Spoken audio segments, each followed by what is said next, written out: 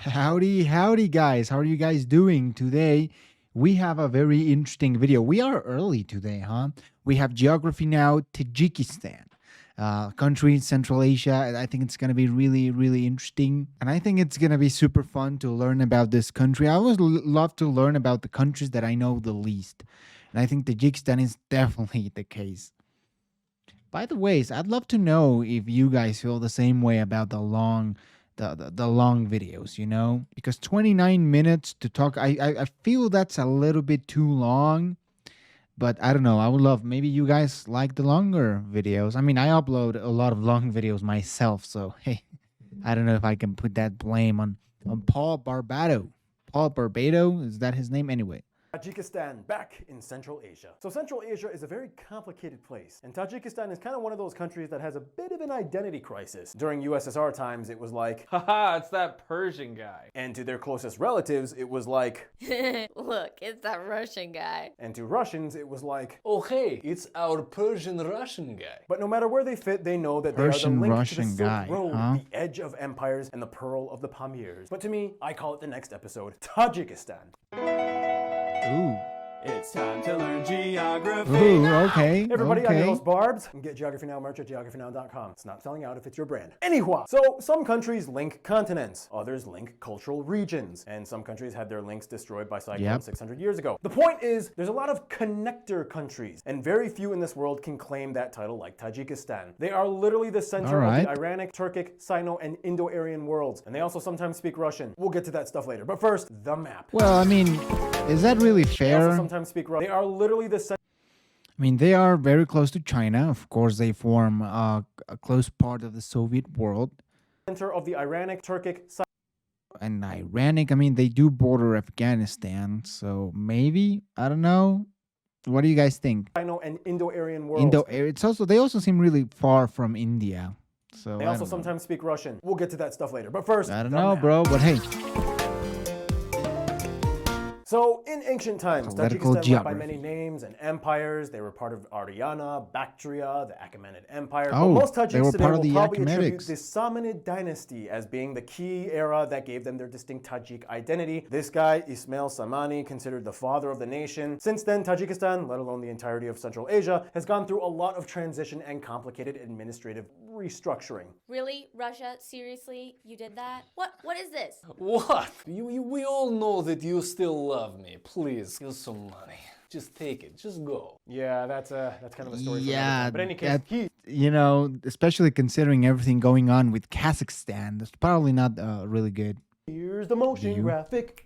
First of all, the country is landlocked, Central located in Asia. Central Asia, surrounded by 4 other countries, including China to the east, which means Tajikistan has a 3-hour time zone jump, as China follows only one time zone of UTC plus 8. Tajikistan also has 3 exclaves located within 2 of their neighbors. In Kyrgyzstan, you find this small guy, Lolazor, it's uninhabited, and you have Vorukh. In Uzbekistan, you have Sarvan. It's also important to note that even though the Sokh exclave in Kyrgyzstan belongs to Uzbekistan, it's 99% inhabited by Tajiks. So yeah, that makes things interesting. That happened. Okay, well. And Khofar-Nihon rivers lies the capital and largest city, God damn. which means Monday, most likely derived from the Monday market that the city grew from. In Soviet years, it was known as Stalinabad, but then it changed its name back in 1961. Here you can obviously find the largest. I wonder what airport, that Dushanbe means. International, whereas the second largest city, Khujand in the north, holds the second largest airport, Furudgohi Bajnamirali Khujand International. The country is made up of 4 provinces, or vilayat. They are Sugd, Catalon, Nagorno-Barakhshan Autonomous Province, and this one in the middle was formerly known as Karategin, but since the Tajik Civil War, the name was changed to the districts under central government jurisdiction or republic subordination, depending on how you translate. Well, that's fun. I'm not even joking, that's what they are called. Nagorno-Barakhshan is the largest province, making up about 45% of the country's landmass, yet only about 3% of the population lives there. The province is autonomous, and if you want to visit, you will need to obtain a special permit from Dushanbe. This area was once disputed with China as they laid claim to nearly all the Pamir region. That is until the late 90s and 2010s when all disputes were settled and China relinquished about 96% of their claims in return Oh, for wow. exchanging 2 slots of land China- on each China side. Tajikistan relinquishing got these two, the valley of the land. Markansu River and Karazok Mountain, whereas China got these two And that areas big-ass totaling about lake. 520 square miles on the north and center slopes of the Sarikol Range. In addition, they finally opened up the Karasu checkpoint in 2004, officially marking the border between the two. Finally, Tajikistan is home to a unique network of roadways that try their best to interconnect each district, but of course the heavy mountainous terrain always has been somewhat challenging. For one, the entire northern That's part not of a the lot country of across roads, the though. Zedafshan Mountains was completely inaccessible for the longest time by highway, before people would have to travel to Uzbekistan and hook around the range in order to arrive into Hujan. Now, however, they have the M34 highway with the newly built Anzob tunnel, about 5 Yay, kilometers long. modernization. This tunnel saves around 4 to 6 hours of Look at driving that and gives language, them though. access Is to that the like Suk province and a Hujan. Persian In addition, language? The M41 highway is Maybe probably that's the why most they famous call it one that traverses the Pamir Mountains, part has of been the existing Persian for world. millennia as part of the ancient Silk Road. Yeah, the Anzob I don't tunnel know, is no bro. joke. It's known as the Tunnel of Death or the world's most dangerous tunnel. Anyhow, it's important to note that the Tajikistan borders you see God. today are essentially the byproduct I of whatever fucking hate Russia tunnels. allotted to them post-USSR breakup. If you ask Tajiks what they really think would be maybe an appropriate homeland for the Tajiks, they might refer to the Greater Khorasan region. This is a historical region dating back to the Sasanian Empire, Oh, shit. encapsulating lands between Well, that's a lot of Afghanistan, land. southern Uzbekistan, as far as northeastern Iran. Yeah, to this day, Tajiks kind of look at southern Uzbekistan and they're kind of like, dude, Samarkand and Bukhara are basically Tajik. There's so many of them there, and you know it. Yeah, well, there's lots of Uzbeks in Sugd. So what's your point? I'm just saying. I'm just saying. Go to Geography Now, mug at geographynow.com. Tajikistan is loaded with tons of shockingly wonderful places of interest. Tons of historical Barbs. attractions. Tajikistan does not You son of a disappoint. To explain bitch. more, here's Geography and Patreon patron Yahon to explain. Hey Geography peeps, Tajikistan is a very beautiful country, and if you do end up visiting it in your lifetime, which I highly recommend you to do, then please make sure Why to does he check out talk the so following places you fast, could though? Did they speed up the video? places such as the fossilized dinosaur footprints in Shirkand, the UNESCO World Heritage Site in Sarazm, the ancient Panjikan, so many fortresses like these, but the most famous ones are probably being these two at the bottom. There's a mausoleum which is dedicated I to don't know, Musa bro. He Dali talks like Khamdani. super fast, There's but a hey, tomb good of for him. Rudaki. Then there's a statue of Rudaki. Then there's also a park of Rudaki. There's a short block observatory. There's a wall that's been dedicated to the great Tajik writers, the National Museum of Antiques, the National Library of Tajikistan, the Dushanbe Opera House, the Yo. National Museum of Antiques, the National Library of Look at that! Look at that library, though. What kind of government spend that amount of money in a library? Well, I mean, it's Tajikistan, beautiful. the Don't get me Dushanbe wrong. Opera House, the Dushanbe flagpole, and most importantly, The when it comes to second Tajikistan, tallest. remember the bazaars. There's heaps of bazaars like these in Tajikistan. The country is full of beautiful, amazing, fascinating, naturally astonishing places such as the Lake Iskandarkul, the Lake Karakul, and of course, the Karakum Reservoir. Thank you, Geography peeps. Thanks, man. And thanks for also being a Patreon Oh, shit. patron. It's weird. I don't really promote Patreon that much on this channel. I don't know. Maybe I should. Join Patreon. There's like fun behind the scenes stuff there. Yay, Patreon. I In should case, create a speaking of Patreon, though, amazing to be sites, honest. Tajikistan is loaded with amazing Although I don't really natural know what ones, to which post brings us there. to... Now, when it comes to landscapes, few places match what Tajikistan has to offer. They may not have been blessed with the ocean, but what they lack in sea access, they gain in sky access. Huh? Mountains, there's a lot. Ah. Here's the motion graphic. First of all, the country is 93% mountainous, the third most mountainous country in the world after Bhutan and Nepal. The two main ranges being the Pamir and the Alai ranges. These mountains are Oh, I of course actually caused didn't by the knew that. convergence Tajikistan is the third most mountainous place. You could probably think of a lot of or other places that are really mountainous, but you wouldn't really. At least me personally, I wouldn't think of Tajikistan.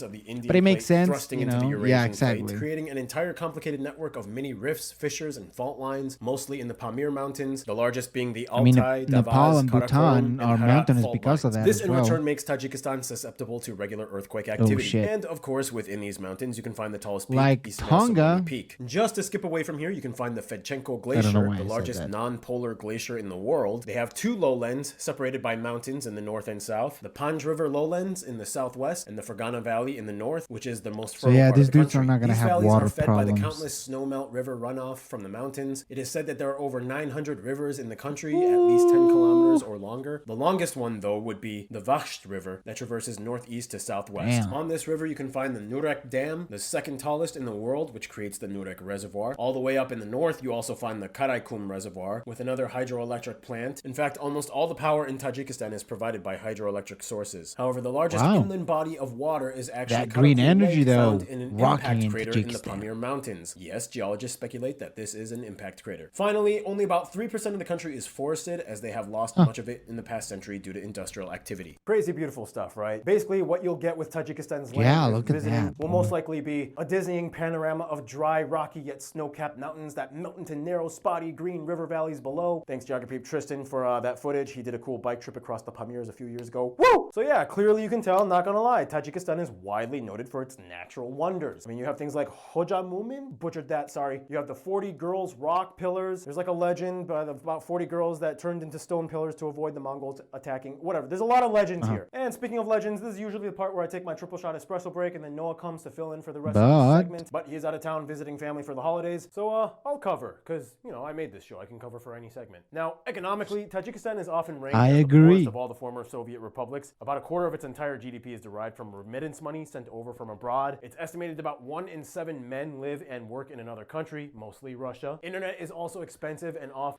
Of course, we in Mexico have the exact same situation. Most people live, well, not most people, but a lot of people live abroad, and you know, the money that they send abroad, you know, we're dependent on They don't that have stuff. a national network, so they usually just buy it from outside providers and then sell it back to the locals. To this day, they are still heavily dependent on their agrarian and mineral mining sectors, aluminum being their largest element. The state-owned Tajikistan Aluminum Company is the only large-scale production enterprise in the mining sector. Now, all things considered, that being said, there is a heavily active black market in Tajikistan, mostly in the opioid sector. It's often said that the Pamir Highway is nicknamed the Heroin Highway, as much of the narcotic is brought in through Afghanistan. Whoa, hold on a second. I'm just growing poppies here, so you guys can do whatever you want to do with it. Hey, you're not getting any poppies, all right? I know you want it, but you're not going to get it, so you go back down.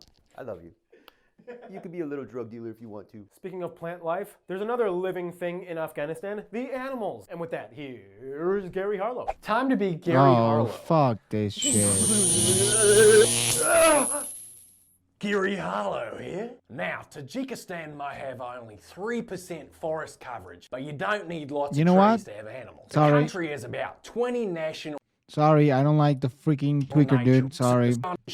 You can find in of Tajikistan the content. There's only one part left to discuss in this segment. I can't do it. Here's a compilation of Noah doing it. Food! Food! The food! Thank you, Noah. Can't wait to have you back. Tajik food. It's quite an underrated cuisine. To talk what's about up the with food, the here's one of audio? you guys, the Tajik geography peeps, Nigina, to explain. Take it away. Salam alaikum and hi guys. I am so happy Salim to tell you alaikum about the to you traditional too. Tajik foods that we have. The very first one would be non, a Tajik style flatbread. It will be prepared in an oven called tandir. We also have the so-called manti. The manti are steamed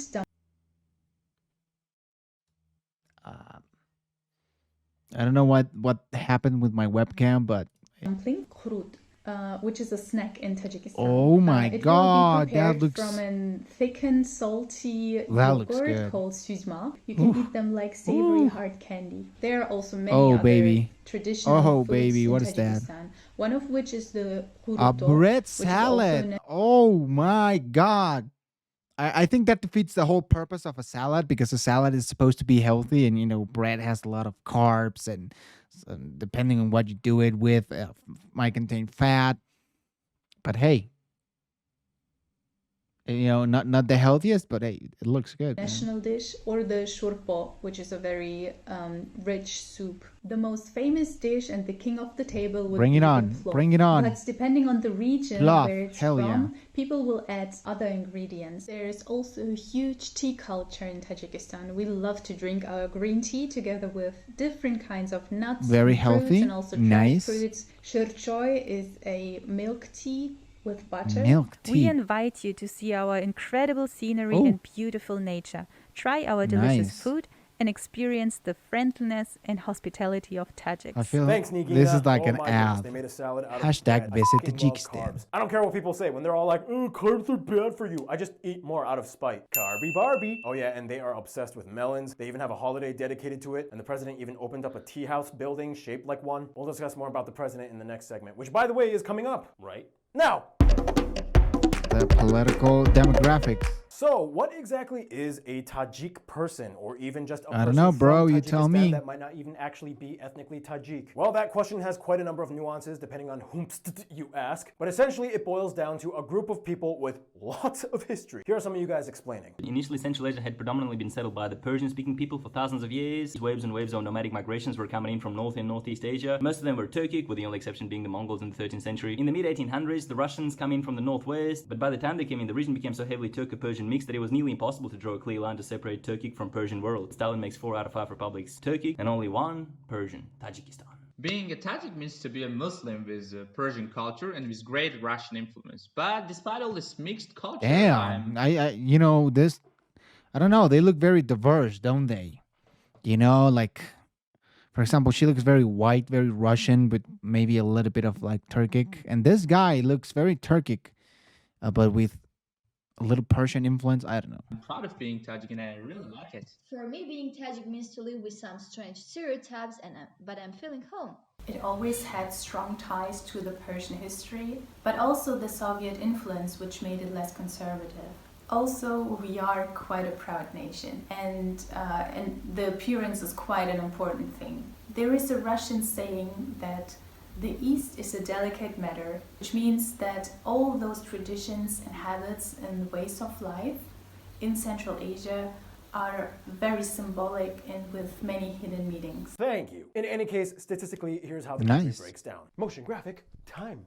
The country has a population of about 10 million people and has the fastest growing population in Central Asia, averaging at about 2.4 annually. There are also more Tajiks in diaspora than in Tajikistan, somewhere around 11 to 13 million in Afghanistan alone. At somewhere around 85%, the country is primarily made up of ethnic Tajiks. However, keep in mind, usually minority groups like the Pamiris and Yagnobi peoples sometimes get lumped into the Tajik category as they are ethno-linguistically related. After that, at about 13%, the next largest community are Uzbeks. Oh shit. Sogdian Uzbeks that live in the north part of the country by Uzbekistan. And finally, the last remaining 2% are made up of other people groups, mostly Russians, Kyrgyz, Turkmens, and so on. There's even a few Koreans in there, believe it or not. They use the somoni as their currency, which by the way, why wouldn't there be Koreans, dude? The only few currencies that comes in a denomination of 3 for coins or banknotes. They use the types C and I plug outlets, and that's actually pretty funny. Language-wise, obviously, Tajik is the official language of Tajikistan. Duh. The language is pretty much intelligible Who to knew? the other Persian-based languages like Farsi in Iran and Dari spoken in Afghanistan. They can all understand each other. The biggest difference is that it is one of the only 2 Iranic languages written in the Cyrillic alphabet rather than the Arabic one. Woo! That's me. I got another mention in an episode. This time it's not for controversy. Nice, especially because we saw very recently the Georgia episode. I recommend you go watch it. We learn about the South Ossetia region. Woo! Otherwise, the only other difference between the 3 is that there are slight accents and differences in loan words from outside languages. Other than that, Russian is the secondary inter-ethnic language spoken here. I mean, go figure, Russian is useful in this part of the world. It's also important to note, though, that the Pamiris are kind of like a completely separate thing. Their languages are less intelligible, and they have their own unique customs, many of which are inspired by Zoroastrianism. And today, they are actually predominantly Shia as opposed to the Sunni majority. Which brings us to religion. Faith-wise, the vast majority, at about 98% of the country, identifies as Muslim, mostly in the Sunni branch Hanafi school of jurisprudence. The rest are mostly Christian, mostly Russian Orthodox. Now, it may be a Muslim majority country, however, here things are a little different from other quote-unquote Muslim nations. I mean, besides the fact that you'll probably see people drinking alcohol and eating pork bacon. the government also has crap. imposed a lot of laws that they claim maintain tradition over non-traditional practices. Basically, even though the country is categorically secular and allows freedom of religion, the government has heavy involvement in anything religion-based, especially Islam. Their reasoning being, think of it, when you come from a culture that might sometimes clash with what many might consider Arab-centric customs that dominate much of the Muslim world, you're probably going to get a country like Tajikistan. For example, the government has a list of pre-approved topics for imams to preach on in mosques. Attendance to mosques and religious matters are banned for children under 18 unless they express interest. The Hajj, or pilgrimage to Mecca, is banned for anyone under 35. Hijabs, let alone burqas or any other Islamic clothing, are banned for women. If they want to dress modestly, they usually wear like a hairscarf, and men are not allowed to have thick beards as they are usually affiliated with extremism. Even Arab Islamic names were considered to be banned, even though the president kind of has one himself. Shut up. Their rationale behind this, it's kind of like this. Okay, yeah, I want to hear Iran, the Afghanistan. I don't care if we practically speak the same language. I am not getting lumped into all the drama that you got into in the past few decades. Who do you think you are? You're calling me dramatic? You literally had a civil war. And I have more real Tajiks in my country than you do. Yeah, it gets a little complicated when they get their cousins involved. Anyway, now hearing all this, you're probably thinking, oh, let me guess, the unlimited term president, he has all the power, right? Well, technically they have 7-year terms, but every election cycle, the president overwhelmingly wins, and any opponents, if any, are squelched. This guy, Emomali Rahmon, has been in power since 1994. His pictures are everywhere on buildings. Yeah. It's a lot more complicated than that, though. I mean, it dates back to the Tajik Civil War and the old president guy. We don't have time to discuss it, but basically, post-Soviet Union. Yeah, this happens in a lot of like the post-Soviet countries, doesn't it? What's the president? What's the country that where they have like the crazy dictator president, like the one that has like a gold statue? Is that Turkmenistan? Yeah, the guy is just full on megalomaniac, and he has a statue, a gold statue of himself that rotates. It's very interesting. You should go listen to that story. But yeah, I guess it happens. Collapse equals internal dispute sometimes. The point is, this is just Tajikistan in the past few decades. It's like a power Looking at the vacuum. grand scope of history, Tajikistan's story has been through so much transition. Hell, Fujian was basically the furthest eastern Greek settlement during Alexander the Great's time. Even many religions and religious movements settled here. Hell, there's even Buddhist statues in their museums. Dynasty after empires have chiseled away at Tajikistan's story, making it the nation that it is today. In any case, that's quite a bit to digest, so let's burn off those information calories by bringing some sports into this video. To talk about that, here's Art with the sports part. Oh, God. Tajikistan. This one is going to be an interesting one. For one, Tajiks love to wrestle. If two families have two boys that are about the same age, it's not uncommon for them to make them battle it out in a wrestling match to see who's what stronger. the For fuck, example, dude? if I was to take Okay, little Jimmy, it's time that you wrestle this random ass kid. Tarchin here, who happens to be my son, and have him battle out another son that's about whoever won was the best. Oh yeah. No, I do have a son too. Like if I took my son and battled him out with a form of wrestling. Traditionally, each district had its own alufta, or best wrestler town champion for the village. Otherwise, much like their African cousins, buzkashi is still played mostly in the cooler mountainside areas. The game involves a bunch of men riding horses on a field about 200 meters wide, and traditionally they would attempt to grab and move a decapitated goat or calf carcass into the goal area to score a point, as if it was like... What? A decapitated goat. Hey, that's cool. That's you don't see that a lot, so hey. I'm done. Otherwise, like most of the rest of the world, they love soccer, or football. Their first international win was in the AFC Inaugural Challenge Cup against Sri Lanka in 2006. Prior to independence, wow, they 2006. participated in the Olympics under the USSR, in which these 4 Tajikistan-born athletes won medals. However, post-independence, since 2008, these 4 athletes have successfully won medals for the country in wrestling, judo, and boxing. And their only gold medal to this day is Dilshad Nazarov. I guess those kids wrestling and end up, winning. This guy, is this like a gold medal? Hey, so it pays off. It pays off. It really pays off. Athletic side of Tajikistan. I'm so proud of you, my son. Wait, where's my other son? Where'd he go? Mikhail. Thank you, Art. Fun fact, there's references to Buzkashi in Rambo 3 and The Secret Life of Walter Mitty. And speaking of film and culture, there's only one person who can cover it ever so gracefully in these episodes. Oh. That would be Mrs. Random Hannah. Take it away. What's up, guys? I'm back. And you can get a Random Hannah shirt at geographynow.com. Check out my really cool model. Forward thinking, everyone. So, Tajikistan is kind of a cultural anomaly. It's kind of like the child between the Persian world and Russia. Nonetheless, after independence, Tajikistan went through an extended period of trying to reclaim its Tajik identity apart from the Sovietized surnames. The president even did it to himself. Historically, Tajikistan was home to some of the most notable Persian poets like these guys. There are even statues of them here. Everywhere you'll see a wide contrast of traditional Tajik, colorful or geometric tile pattern architecture juxtaposed to more blocky Soviet utilitarian. Is that the library that we saw at the lucky beginning? enough It was a by, beautiful Tamiris library. have an entirely unique style of house called the Cheed, with layered angled square roofs. Folk wood carving panels called Todoroki have been around forever. This guy being one of the most famous contemporary Tajik wood carvers. And speaking of art, if you want to learn more about film and the culture, the movies we can similar to other types in Central Asia that has a basma or double-sided stitch. You might see a lot of people mostly in the rocking that grill, huh? teeth. During the Soviet times, it was seen as a status symbol, and it was a cheap procedure. Gold tooth! Another tradition to cheap procedure, known for damn. eyebrow fashion.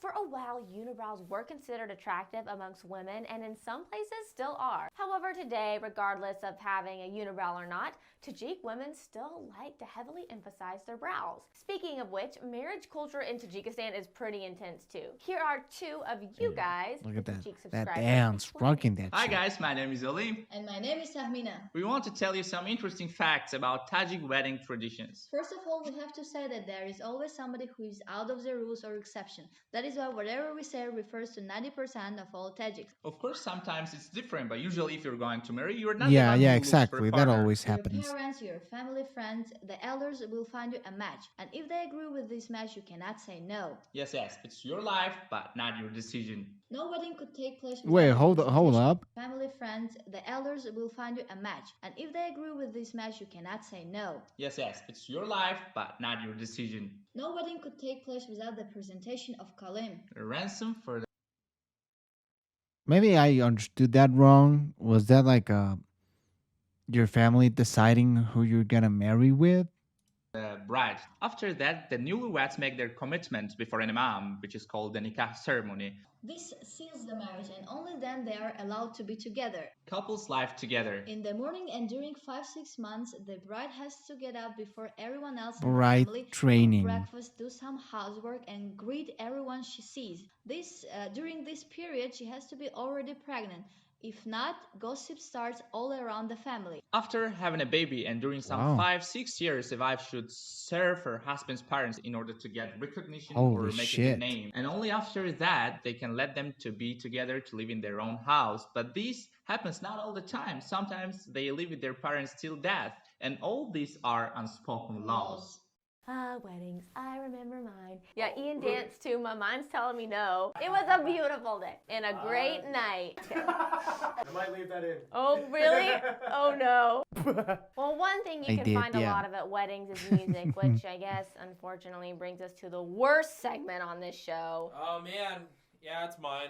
Oh, shut the fuck up. This is the best segment of this, guys, I'm a of the show. Ethiopian. Can I have my own like little special effects intro now that I'm a Ethiopian? Sure, why not? Yeah! I'm a pickle now. Yeah! Woo! All right. Music of Tajikistan. Yo. All right. So, Tajikistan basically has 3 different main types of folk music: the central, the north, and the mountains. And of course, these styles are accompanied by numerous instruments native to Central Asia, such as he's the trying. guitar, the rubob, the gijak, the karmai, the saranai, and the tablak drum. Actually originated in northern India, but whatever. Fun fact, Carney horns were originally used for battles as a signal. Now you can hear them almost anywhere on the weekend for wedding announcements. In Tajikistan, you can literally crash into any wedding. They are usually open invite to the community. Damn, that's so cool. That is so cool. Congratulations. Let's go crash in on a Tajik wedding. Some of the most notable styles of music from Tajikistan come from the Pamir Mountain, specifically Falak music. It uses religious mythical themes of love and suffering derived from Persian poetry. It is usually played in like a descending hexachord scale kind of deal. And if you're those that you want to know, it's a hexachord scale. It's got 6 notes. Boom, hex, meaning 6. And finally, in a contemporary sense, Tajik music today is more modern, pop-oriented, using electronic beats. Here's a list of notable Tajik musicians you guys suggested we mention. Every single one of you wanted us to mention Manisha, who performed at Eurovision. Also, this dude who won the Central Asia's Got Talent. All you Tajiks. Central Asia's Got Talent. Also got to give a shout out to the band Param. Awesome Tajik folk rock band. They've been around since 1993. That's it for me. I'm Keith. Hey, look, you can get a Keith shirt. Buy a Keith shirt at geographynow.com. How much does a Keith shirt cost? Is it expensive? Let's see. Oh, there we go. Keith. What do you guys think? Is it expelled? This is just the Instagram. No. I want the merch. Where is it? Come on, show it to me, baby. I'm not finding it. Dude, this is so... Oh, there it is. Keith shirt. No reviews. It's $20. It's not that expensive. The hoodie is $28. This is actually a great fucking deal. Dope. I think I might buy one of these, you know? Support a fellow content creator. Even though I bulked up some. Thank you, Keith. What are you doing, Keith? Thank you, Keith. Tajikistan has gone through so much in history from outside forces. Oh man, let's Now get to the see how friend they zone. interact with those outside forces, shall we? I guess Central Asia is going to be close. You can obviously tell that Tajikistan is being pulled by so many parts of the world. The Persia, world, the Russian Iran world, is going to be the Turkish close. world. At some point, you have to imagine that they're probably like...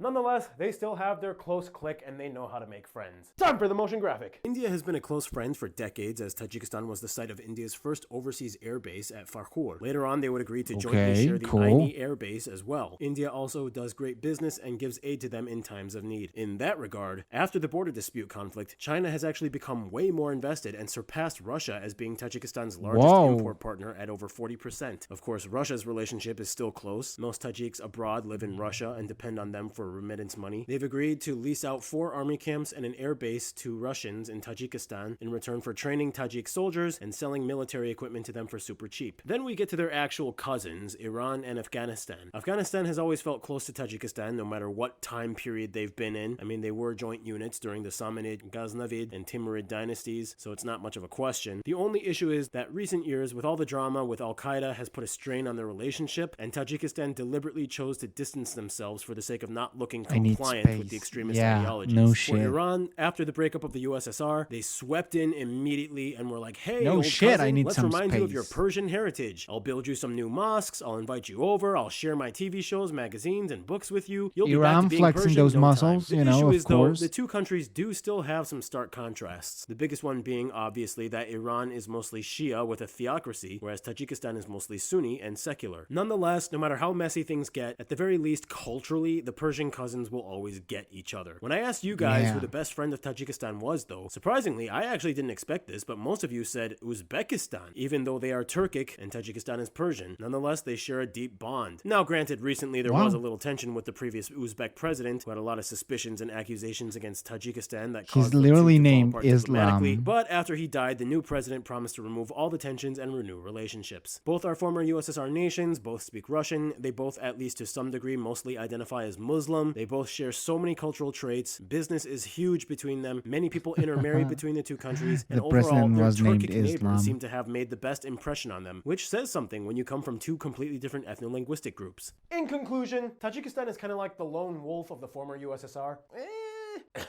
Okay, maybe one of. But the point is, they have a very distinct thing going on, locked away in the mountains, and they truly are kind of a story of historical fusion packed into one place. Stay tuned. Tanzania is coming up next. Tanzania.